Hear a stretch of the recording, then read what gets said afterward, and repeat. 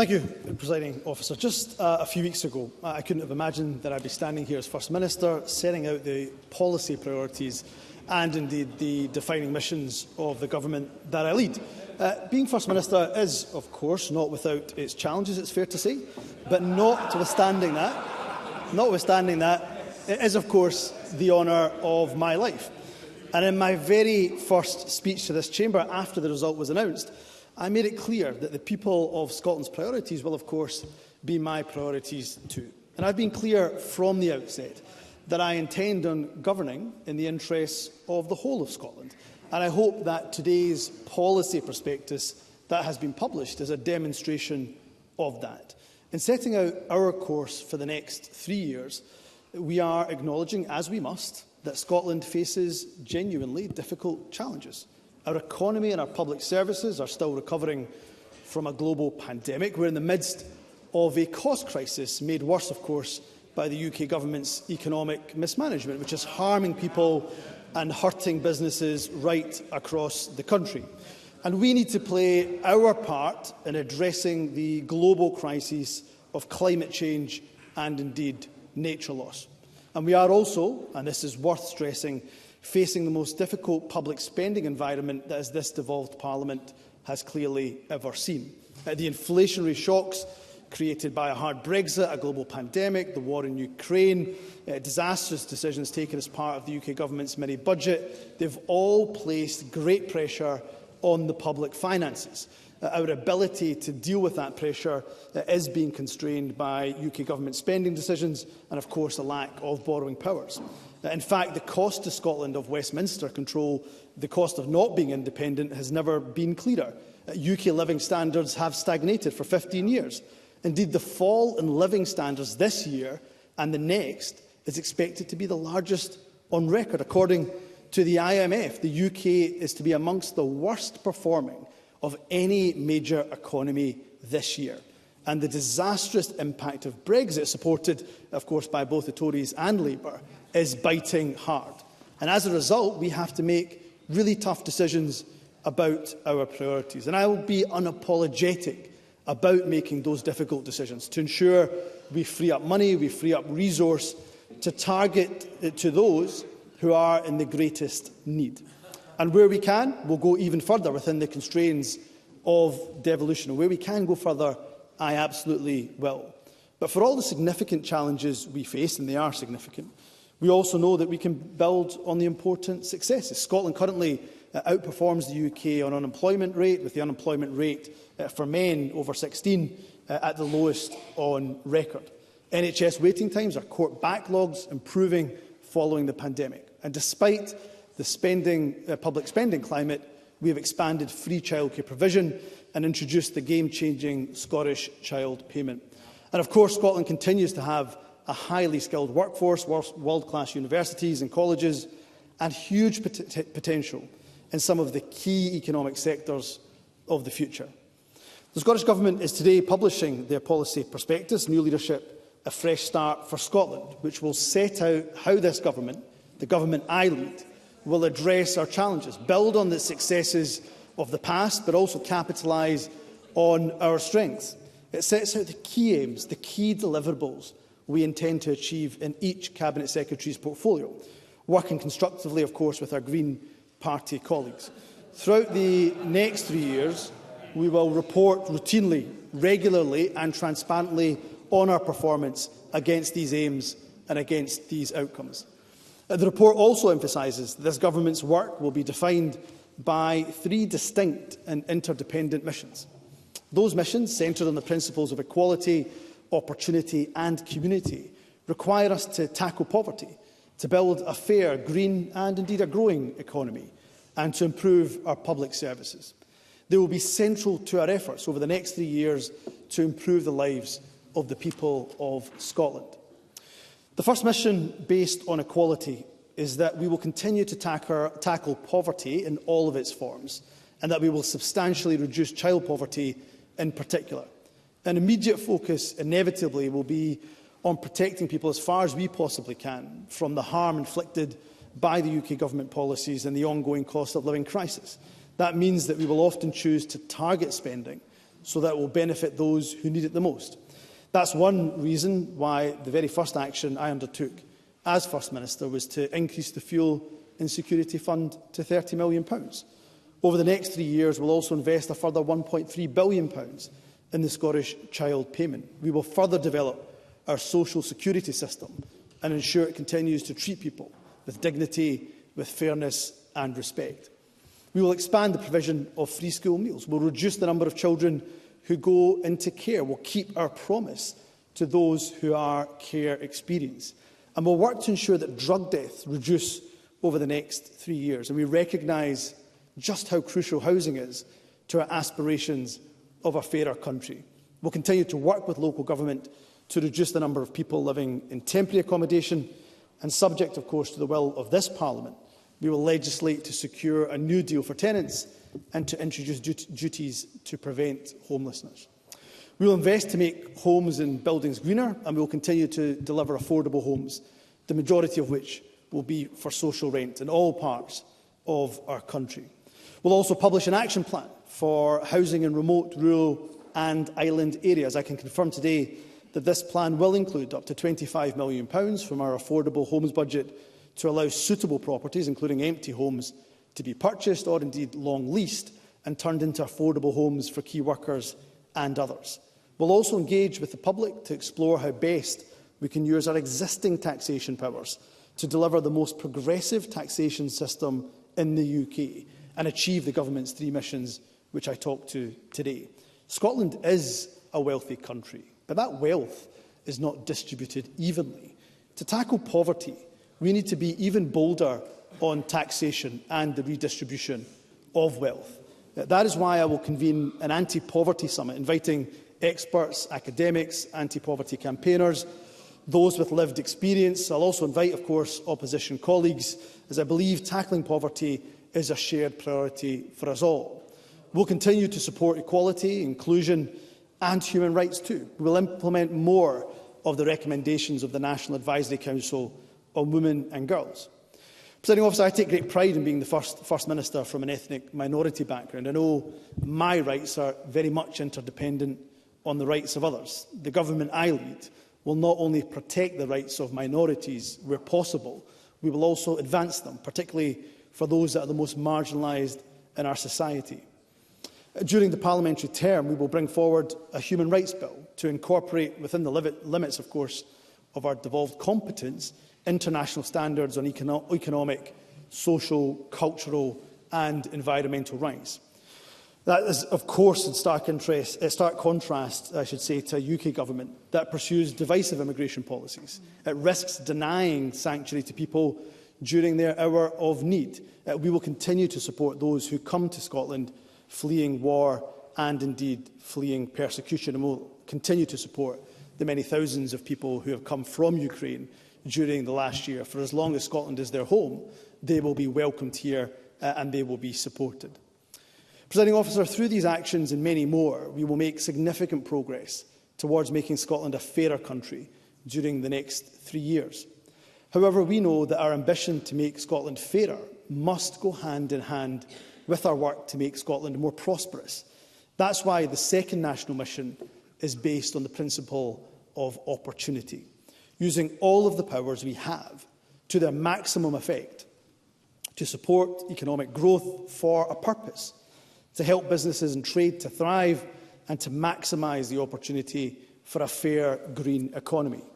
A crucial part of this is about making a just transition to net zero. We will never do to oil and gas workers in the north east of Scotland what Thatcher did to our mining and steel communities. We will take the workers of the north east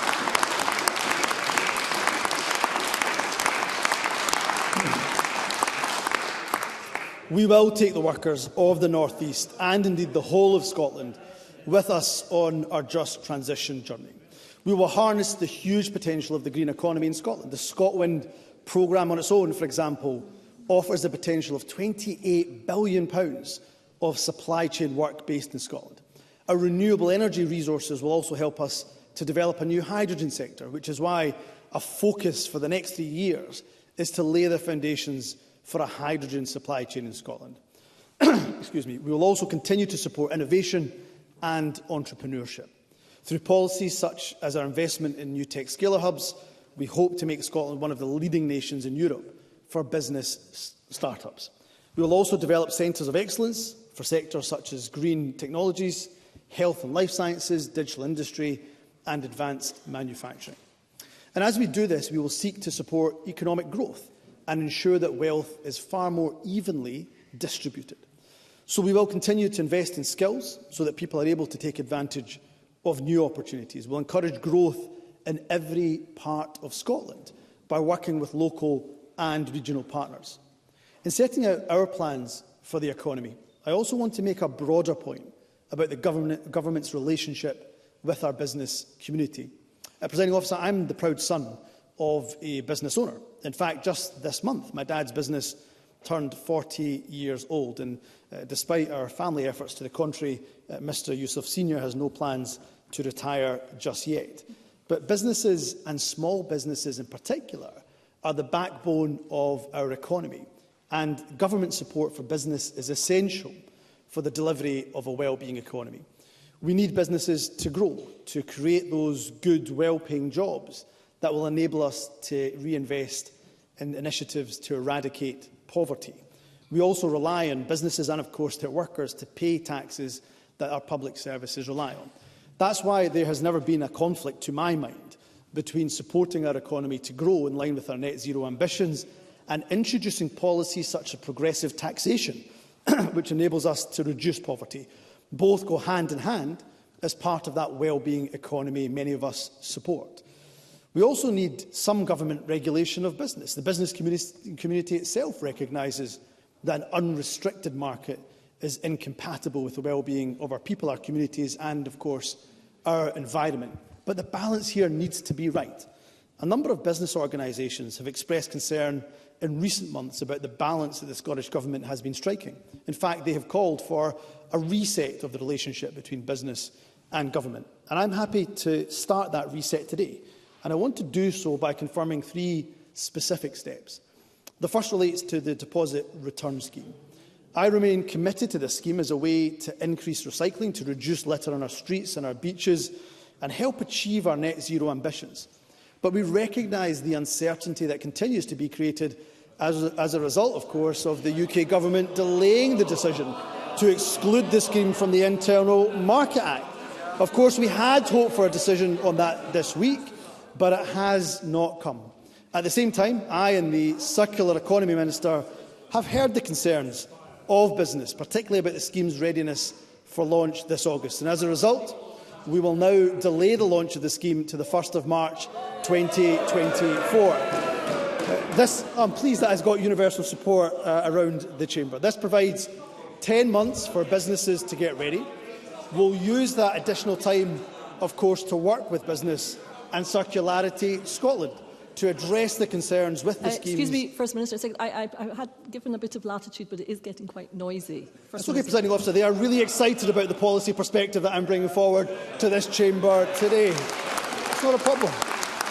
I've always said that I will reach across the political divide where necessary. We will use that additional time, of course, to work with businesses and Circularity Scotland to address concerns with the scheme and ensure a successful launch next year. We've also developed a package of measures to simplify and de-risk the scheme and to support small businesses and hospitality in particular. And the Circular Economy Minister, of course, will provide further details to Parliament this week on this package of the new timetable and our engagement with the UK Government over the critical decisions now that we need them to make to allow the scheme to proceed in terms of that exemption of the Internal Market Act. The second step relates to the Scottish Government's consultation on restrictions to alcohol advertising. The aim of this consultation to reduce the harm caused by alcohol to children is not just admirable, it's one that I support wholeheartedly.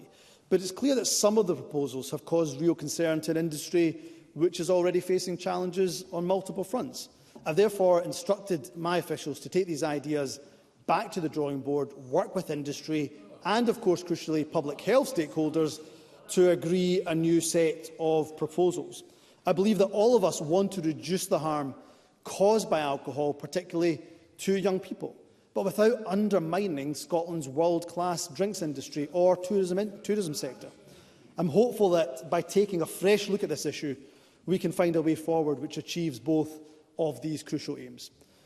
Finally, I have written to key business representative groups and asked them to engage in urgent discussions with the Scottish Government to agree a new deal for Scottish businesses. These discussions will be chaired jointly by the Cabinet Secretary for the Wellbeing Economy and a representative of the business sector. The discussions will explore, amongst other things, how government can better support our businesses and communities using the policy levers we do have, including non-domestic rates. I've asked the co-chairs to report back to me with initial thoughts this summer. These three steps with I trust, will be welcomed individually by Scotland's business community, but I hope that collectively they also send a broader signal about this government's approach to business. This government knows that Scotland can only be successful if our businesses are successful, and so as First Minister, my door will always be open to you. We might not always agree, but I will always give you a fair hearing, and I will seek to address your concerns wherever possible. All three of the missions that I'm setting out today depend on the thriving business sector in Scotland, so the government I lead will do everything we can to help you to prosper.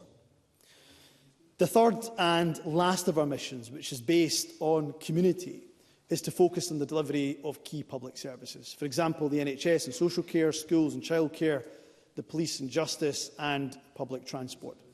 The NHS in the last 3 years has faced the greatest challenge in its 74-year existence. Its staff have performed magnificently in the face of the pandemic. We will invest in the NHS to help it recover from the pandemic so that over the next 3 years, waiting lists will fall. The outcomes for cancer treatment will improve.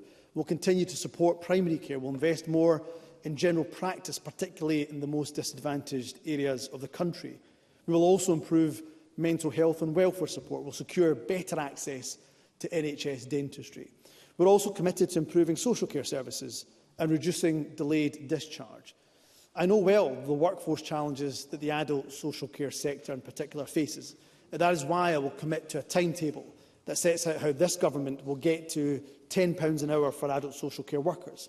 While we're not able to afford to do this absolutely immediately, I want to send a signal to the sector that we are absolutely serious about improving pay, about improving terms and conditions for those who care for our most vulnerable.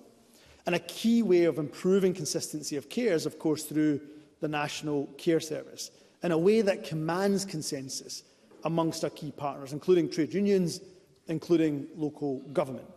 Yesterday, I confirmed we would ask and seek from Parliament an extension to the scrutiny process for the legislation that will help us to build that consensus.